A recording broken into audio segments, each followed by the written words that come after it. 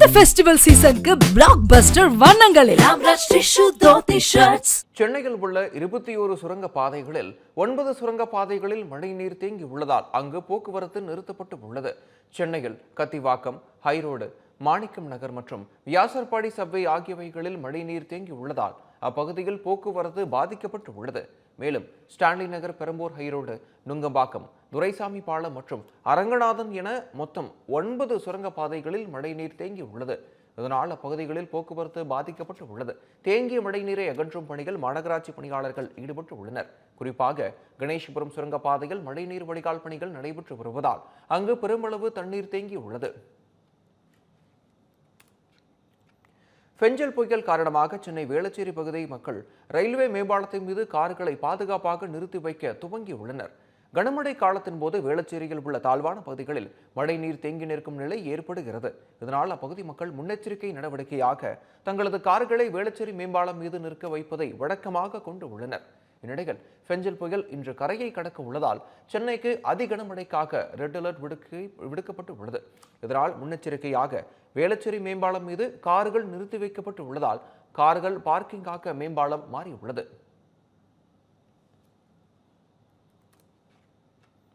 பெஞ்சல் புயல் காரணமாக திருவள்ளூர் மாவட்டத்தின் கடலோர பகுதிகளில் மின் விநியோகம் நிறுத்தி வைக்கப்பட்டு உள்ளது. வங்கக்கடலில் உருவாகியுள்ள பெஞ்சல் புயல் இன்று மதியத்திற்கு மேல் கரையை கடக்கும் என வானிலை ஆய்வு மையம் தெரிவித்துள்ளது. இதன் எதிரொலியாக திருவள்ளூரின் கடலோர பகுதிகளில் பலத்த காற்றுடன் மழை பெய்து வருகிறது. பாதுகாப்பு கருதி கடலோர கிராமங்களில் மின் விநியோகம் நிறுத்தி வைக்கப்பட்டு உள்ளது. கடல் சீற்றத்துடன் காணப்படுவதால் முன்னெச்சரிக்கை நடவடிக்கையாக பொதுமக்களை புயல் பாதுகாப்பாக மையங்களில் தங்க வைக்க மாவட்ட நிர்வாகம் நடவடிக்கை மேற்கொண்டு வருகிறது.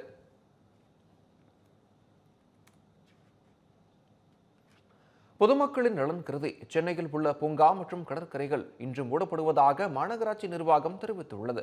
கனமழை மற்றும் சூறைக்காற்று வீசும் என்று வானிலை ஆய்வு மையம் அறிவித்துள்ளது. இதன் காரணமாக பொதுமக்களின் பாதுகாப்பை கருத்தில் கொண்டு பூங்கா மற்றும் கடற்கரைகள் இன்று மூடப்பட்டு உள்ளன. அதேபோல் தமிழ்நாடு மாநில பேரிடர் மேலாண்மை ஆணையம் முக்கிய அறிவுரைகளை வழங்கியுள்ளது. அதன்படி அனைத்து கட்டுமான நிறுவனங்களும் தங்களது கட்டுமான தளங்களில் உள்ள கிரேன்கள் மற்றும் உயர்ந்த இடத்தில் உள்ள உபகரணங்கள் காற்றின் காரணமாக ஆடுவதோ அல்லது விழுவதாலோ ஆபத்து ஏற்பட வாய்ப்புள்ளது. எனவே இதனை தவிர்க்க கிரேன்களை கீழே இறக்கி வைக்குமாறு அல்லது உறுதியாக நிலைநிறுத்துமாறும் அறிவுரை வழங்கப்பட்டு உள்ளது. இந்த ஃபெஸ்டிவல் சீசனுக்கு பிளாக் பஸ்டர் வண்ணங்களில்